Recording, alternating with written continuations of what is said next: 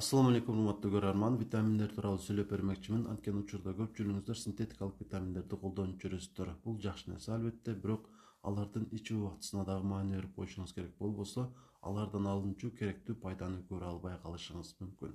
Эң обалуу витамин сатып алуудан мурда аларды табигый азыктар менен толуктаганыңыз максатка ылайыктуу. Анткени табигый азыктар синтетикалык витаминдерге караганда алда канча эффективдүүрөөк болушу мүмкүн. Мисал катары айта турган болсом, лимондо бардык азыктарга салыштырмалуу С витамини көбүрөөк болот. Болбосо болгарскийде ушул эки азык аркылуу күнүмдүк С витаминине болгон муктаждыкты канааттандыра аласыз. Эгерде сизге Д витамини керек болсо, жумуртканын сарысы, болбосо сыр жесеңиз жетиштүү болот. Эгерде сизге темир керек болсо, албетте эт жесеңиз бул нерсенин дагы өйдөсүнөн чыга аласыз. Анан эгерде сизге бардык микроэлементтер ошондой эле витаминдер дагы керек болсо, уйдун боорун жесеңиз дагы болот. Албетте уйдун боору тууралуу буга чейин видео материал чыгарганмын. Аны дагы көрүп койсоңуздар болот. Андан сырткары бардык жашылчалар, жаңгактар жана башка бардык табигый азыктар, ошол катары деңиз азыктары дагы сиз үчүн өтө пайдалуу. Ошолордон көбүрөөк жегени аракет кылсаңыз өтө сонун болот. Ошондой болсо дагы баары бир синтетикалык витаминдерди ичке турган болсоңуз, төмөнкүдөй схемада колдонгонуңуз жакшы.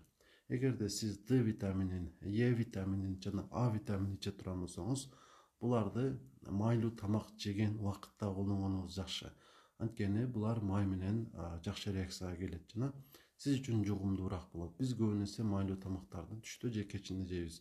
Негизи аларды эртең менен жегенибиз жакшы болмок. Анткени өйдөдө айтылган витаминдерди дагы эртең менен колдонгонго максатка ылайыктуураак болот. Анан эгерде сиз анемиядан жабыркап жүргөн болсоңуз, анда сизге албетте темир керек болот, анан С витамини керек болот, ошондой эле фолиевая кислота керек болот. Ушул 3 витаминди, 2 витамин жана 1 микроэлементти тамактануу убактысында же тамактануудан бир аз мурда колдонгонуңуз жакшыраак болот. Ошондо сөзсүз түрдө сиздин гемоглобиниңиз жакшыраак көбөйөт. Үчөөсүн чогуу колдоносуз.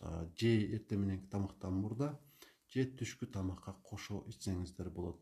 Кальцийди күндүн кайсы убагында ичсеңиз деле боло берет. Эң маанилүүсү өйдөдө айтылган витамин жана микроэлементтерге кошуп колдонбошуңуз керек. Эгерде сиз магний иче турган болсоңуз, магнийди кечкурун колдонгонуңуз жакшы. Кечки тамактан 1 саат 2 саат кийин. Анткени бул сиздеги стресс гормондорунун пайда болуусунун алдын алат биринчиден, и тамакка кошпой колдонгонуңуз жакшыраак болот. Ушундай схемада витамин жана микроэлементтерди колдонсоңуз максатка ылайыктуу болот. Андыктан ушинтип колдонуп ичип жүрүңүздөр.